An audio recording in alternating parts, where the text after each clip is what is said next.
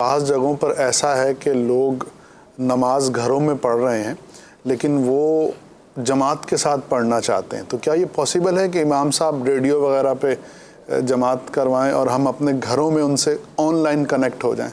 دیکھیں، ریڈیائی نماز جو ہے نا وہ نہیں ہوتی، اور جماعت جو ہے اس کے لیے شریعت نے جو چیزیں بیان کی ہیں وہ یہی ہیں کہ امام آگے ہوتا ہے، مقتدی پیچھے ہوتے ہیں. ٹھیک ہے، سب سے پہلی بات. اب مجھے یہ بتائیں کہ جہاں سے یہ آن لائن جماعت ہو رہی ہوگی اس میں امام آگے ہوگا یا پیچھے ہوگا؟ اللہ عالم. مثال کے طور پہ ہمارے ہاں اسلام آباد سے اگر امام صاحب نماز پڑھانا شروع کریں، اسلام آباد سے پڑھانا شروع کریں تو وہ اسلام آباد میں ہیں اور ہم ان سے آگے قبلے کی طرف کھڑے. ہم تو کراچی میں، مثال کے طور پہ میں کراچی میں ہوں، ٹھیک ہے، اچھا فیصل آباد والے، لاہور والے یا آپ کے اکاڑے والے یہ تو سارے امام سے آگے کھڑے ہو جائیں گے، تو نماز کیسے ہوگی؟ امام کا مطلب ہوتا ہے جو آگے ہو. ٹھیک.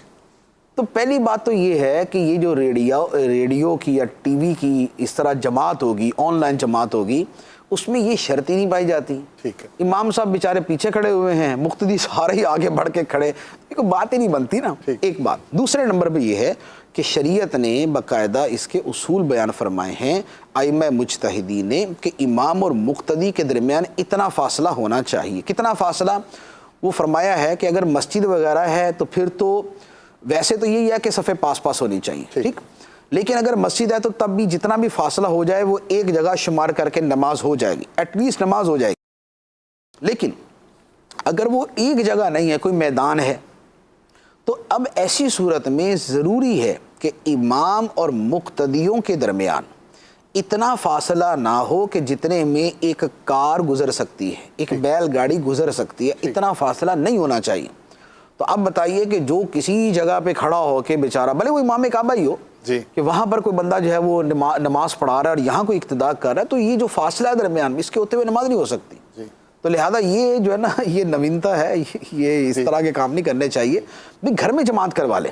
اگر آپ نے جماعت سے نماز پڑھنے کا بہت شوق ہے اور مسجد میں جانے کی صورت نہیں بن رہی تو گھر میں جماعت کروا لیں. گھر میں جماعت کی صورت ہے، بچے کو کھڑا کر لیں، ایک بچہ ہے دائیں طرف کھڑے کر لیں، 2-3 بچے ہیں تو پیچھے کھڑے کر لیں، بڑے ہیں تو مرد آگے کھڑا ہو جائے گا، بقیہ مرد پیچھے کھڑے ہو جائیں گے.